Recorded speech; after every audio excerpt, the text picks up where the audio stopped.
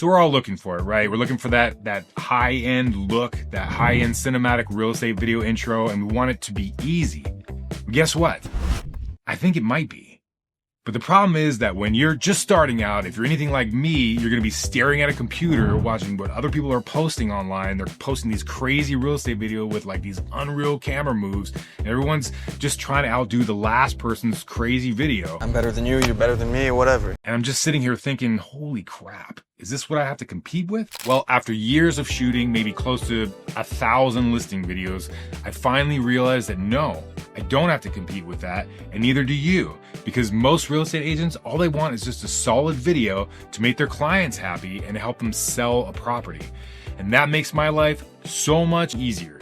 But making a solid video does take a little thoughtful planning and some practice. And if you can follow these 5 rules, you can get agents to call you over and over again to come shoot their listings, and you can get paid for what you love to do. And that brings me to rule number 1, which is do simple shots. Everyone thinks that in order to create an amazing real estate video, you have to do some crazy camera work, some crazy moves where you whip the camera around from room to room, but all you have to do is some simple moves. The one I like to do is a 1-point perspective straight walk forward. A 1-point perspective just means that when you look at what's in the frame, all the lines appear to be moving to a single point. An easy way to think of this is that you're just walking into like a flat wall. Another shot is a side-to-side shot, like a slider shot. This is an easy one that you can just stand still and point your camera and rock back and forth, keeping your camera straight. You'd actually be shocked that you can actually do an entire property shoot with just these 2 camera moves, and it makes a pretty epic video. Rule number 2 is don't overshoot. Real estate videos are not the same as real estate photography. You don't need 5 shots of the front of the house. You can get away with just 1 shot of the front of the house, and most of the time it's actually going to look better. Seeing a bunch of different angles of the same room or the front of house, it just looks confusing. So that means your job just got way easier and the video just got way better, which leads me into rule number 3, which is pick better music. So this is the one thing that you might spend more time on, but I promise you it's worth it. I think one of the reasons I had success early on is because I didn't use the standard corporate style music that everyone was using, like this.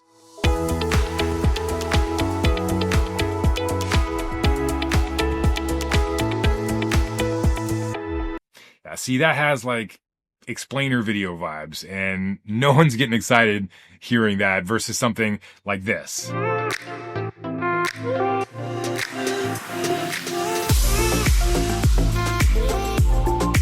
See, that's a little more sexy or modern or whatever you want to call it, but it creates more of a mood.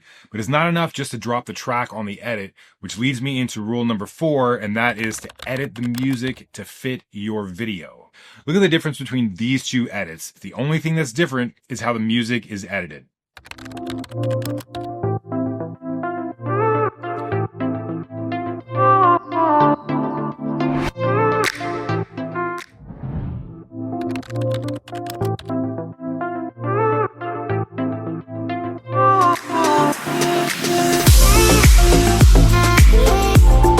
That is a huge difference. And that brings me to rule number 5, and that is to tell a story with your shots. So what do I mean by that? Well, think about if you were interested in buying a house. What's the first thing that you would want to know? Where is the house located? So that's your establishing shot.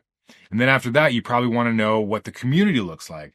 That's going to be your mid-level drone shot, showing the house and what's around it. And then you want to get a street level view of the house and then into the main entrance of the house. And this same rule will apply for the entire rest of the video. So I'd like to show you how I can take all of these pieces and edit them together. So let's hop on the computer. So I've got my clips here. Actually, I need to create a project. I want to make it 4K. I like to shoot, have my render at 29.97. And I'm not going to use this clip first, though. I'm going to use this establishing drone shot. I'm going to bring that on the timeline. And then I'm going to bring my music on the timeline as well. Oh, what happened?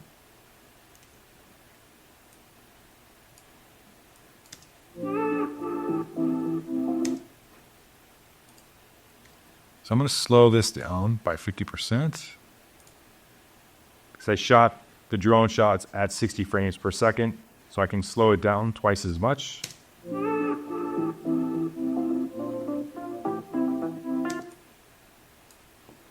And And then I'm going to grab my mid drone shot.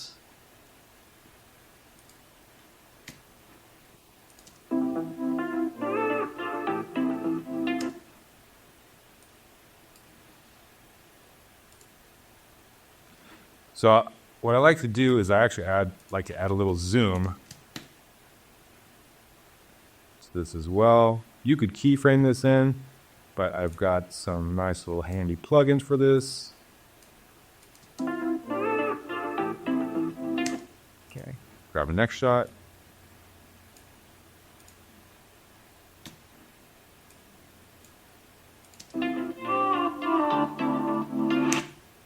Okay, I'm going to slow this down.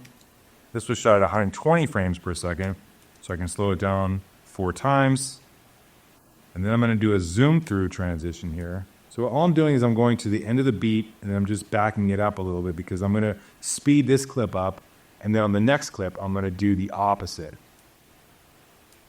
I actually have a tutorial on speed ramps that I'll link to. But I hit Shift B right there, and which creates a speed break. And then I'm going to speed the back half of this up. And I'm going to pull these handles over here.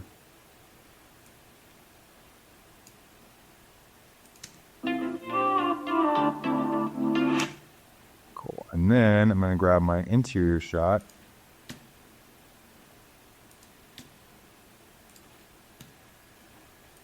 Slow it down.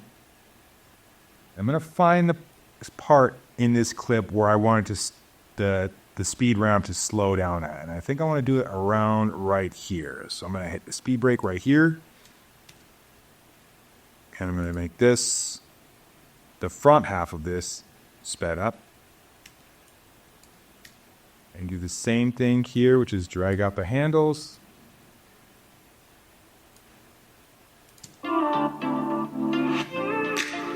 Let's do this. You get the proxies so you can, so it plays a little better. Nice. But not super excited about the music. It didn't really give me any sort of beat drop right there, and I definitely want that right there. So I'm going to grab where the beat drop is. And I'm going to Command B to chop it right there. And this is the part that gets a little tricky because you want to make sure that your timing stays right. But there's a trick to do that. So let's play it back and see if I got it right. I totally got it right there, which is fantastic. But let's say I didn't. Obviously, I know it's off, so I'm going to start sliding it over. Okay, so it's still off. So I'm going to use my greater than and less than sign when I have this selected to move this around, move this clip around. It's going to move it one frame at a time. So if I use my less than sign or greater, I don't know which side it is right here, but it's, you know, the left one and the right one. So if you hit it on the left side, it's going to move it left. If you hit it on the right side, it's going to move it right. And you just keep doing that until you get it dialed in. Okay, so I know it's probably close to there, so I'm just going to drag it right there and see if that works.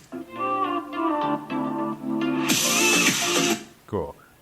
It's right on the money. The only thing is it sounds a little abrupt. So what I'm going to do is I'm just going to extend this out. And then I'm going to have it, actually I'm going to extend it a little further. And I'm going to have it fade in if I grab this little fading tool right here and go like that. And then I'm going to cut this clip right around there. And now we'll see what it looks like.